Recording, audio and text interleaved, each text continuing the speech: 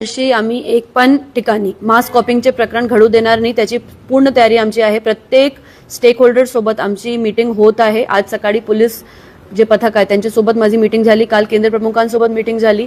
मी सगळ्यांना आवाहन करू इच्छिते, जे मुलं आहे, त्यांचे पालक आहे, शिक्षक आहे, की आपल्याला एक नवीन पिढी घडवायची आहे, चांगली पिढी घडवायची आहे, जे स्वतःच्या बलावर उभे राहण्यासाठी तयार आहे।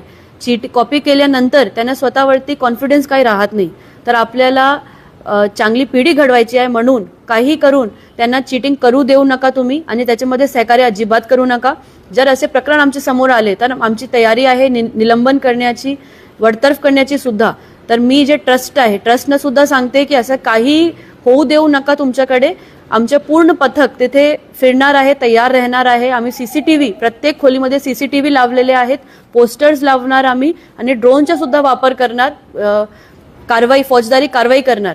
जे काही शक्य आहे ते आम्ही करणार, पण यावर्षी जालन्यामध्ये एक पण चीटिंगचे प्रकार आम्ही घडू देणार नाही। आणि जर अशी माहिती कोणाकडे आहे तर आमच्यापर्यंत पोहोचवा, असं पण मी आवाहन करते। धन्यवाद।